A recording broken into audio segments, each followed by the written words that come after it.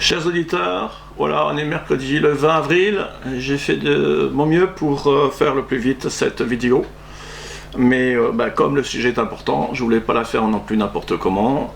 Et donc voilà, je reviens vers vous avec cette vidéo qui fait suite donc à la précédente concernant les élections présidentielles 2022, dans laquelle, pour rappel, je me suis évertué à expliquer pourquoi il était important d'aller voter au premier tour. Si les arguments vous ont convaincu dans la vidéo précédente, alors vous pouvez appliquer ces mêmes conseils pour le second tour, car l'enjeu est tel qu'il n'est pas seulement question de politique, mais de défendre le peu de démocratie qui nous reste. Nous pourrions épiloguer longuement sur la part de responsabilité que nous avons en tant que citoyens, chrétiens ou parents, en fonction de l'intérêt que nous portons à notre pays, mais aussi et surtout de la prise de conscience de l'état de notre monde. L'enjeu de ces élections est si important que je n'ai pas pu m'empêcher donc de prendre part au débat en faisant cette vidéo dans le but, je l'espère, d'y voir plus clair pour, si possible, de vous aider à faire le bon choix.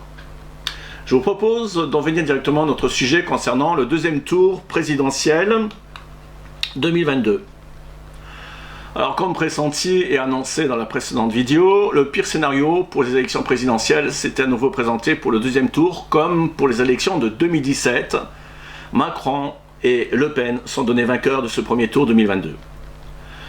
Le nombre d'abstentions de ce premier tour de 26,3% est très révélateur sur les attentes et les mécontentements des Français, soit une augmentation de 4% d'insatisfaits par rapport au premier tour donc de 2007. Néanmoins, les dés sont jetés. Nous n'avons pas d'autre choix que de choisir entre ces deux candidats ou éventuellement l'abstention, qui, compte tenu de la situation et de l'enjeu, n'est pas vraiment la meilleure option, comme je vous propose en tout cas de le démontrer dans cette vidéo. Les résultats du premier tour nous renvoient au même scénario donc qu'au premier tour de 2017. Faut-il y voir un clin d'œil du destin pour nous donner l'occasion de réécrire l'histoire? Est-ce un test de la Providence pour éprouver le peuple de France pour savoir jusqu'à quel point il se complaît dans cette situation ou de la façon dont nous allons réagir chacun face à ce dilemme? Quoi qu'il en soit, si les résultats du premier tour sont les mêmes qu'en 2022, le scénario reste, lui, encore à écrire. En effet, il y a une différence non négligeable par rapport à 2017, qui peut nous aider à y voir plus clair pour le vote déterminant de dimanche prochain du deuxième tour. En 2017, ces deux candidats étaient sur le même pied d'égalité pour argumenter et confronter leur programme. Mais ce qui change fondamentalement pour ces élections 2022, c'est que nous pouvons tirer les leçons du bilan de Macron, contrairement à Marine Le Pen, qui sera évaluée, mesurée et estimée sur la base de son programme et de ce qu'elle laissera comme impression à chacun d'entre nous.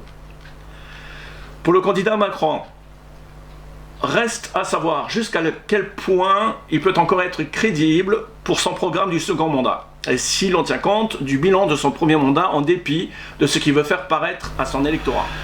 L'élément déterminant pour ce second tour sera surtout en fonction du regard que chaque électeur portera sur ces 5 années passées.